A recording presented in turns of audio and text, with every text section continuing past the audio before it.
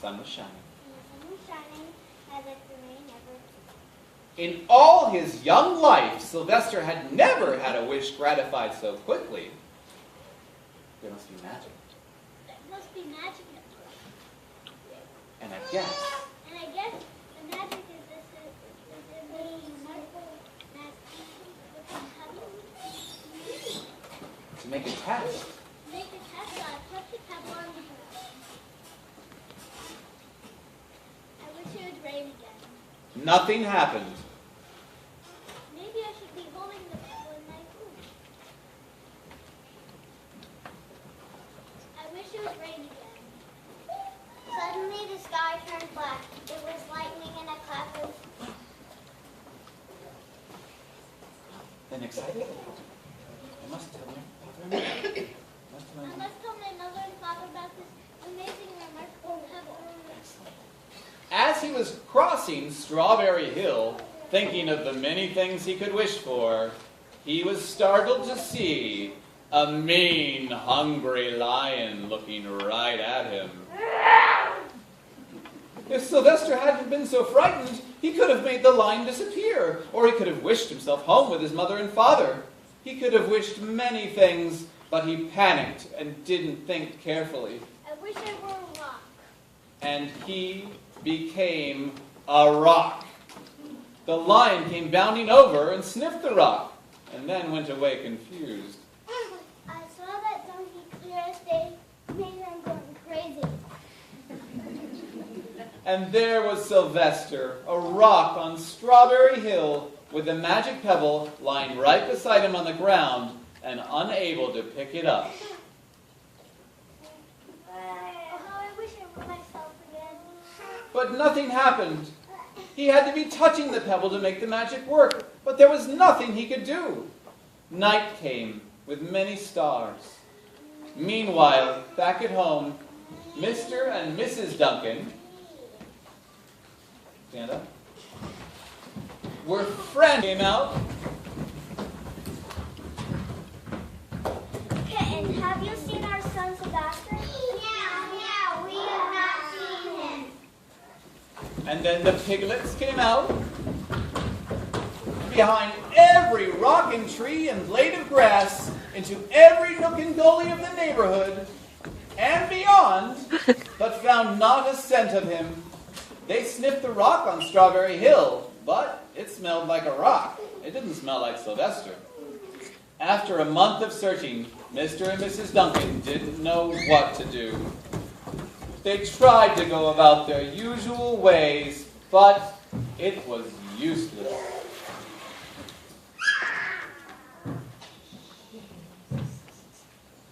Then the snow melted in the bright spring sun. And there were leaves on the trees again. One day in May, Mr. Duncan insisted that his wife go with him on a picnic.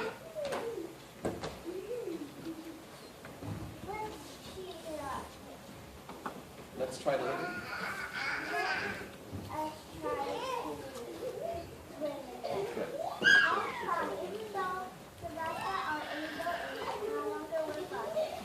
Mrs. Duncan sat near the rock.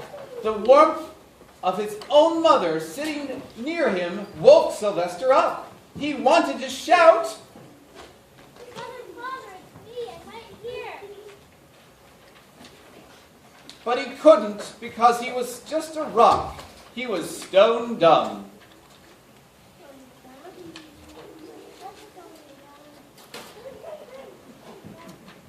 Then Mr. Duncan says, "Hey,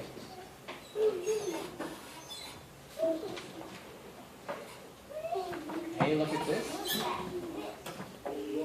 What a fantastic red pebble. Sylvester loved it for his collection. I shall place the pebble on this ground. Then Mrs. Duncan says, "You know, You know, I have the weirdest feeling that our dear Sylvester is still alive and not far away. and Sylvester said, "I am." He wanted to shout this, but he couldn't. If only he realized the pebble resting on his back was the magic pebble. Oh, how I wish you were with us on this lovely May Day. Don't you wish it too? Of course I do. How can you?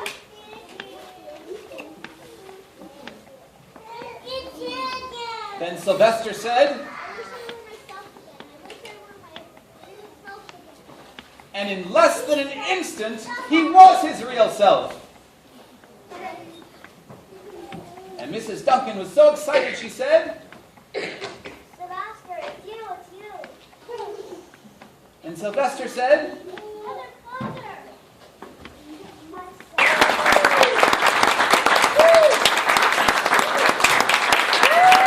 Yay! Very good. Have a seat, everyone. Excellent. I hope you liked our show. Do you have any questions for any of the actors and the designers of the set? And find out kind of what we did to make this happen come to life? Where can I find one of those pebbles? I wish I had one. I wish, if I had one, I wish that you had one. All right. How did it feel rehearsing as opposed to having to do it in front of all these people? Oh, so we just had the experience of putting this all together and rehearsing. How is it different when the audience is actually here? Brendan, did you want to answer that? It kind of feels nervous. Okay, so your heart starts to beat, you feel nervous because you know that people are watching you, right? But hopefully, that also makes you excited and gives you energy to show what you have to the audience too.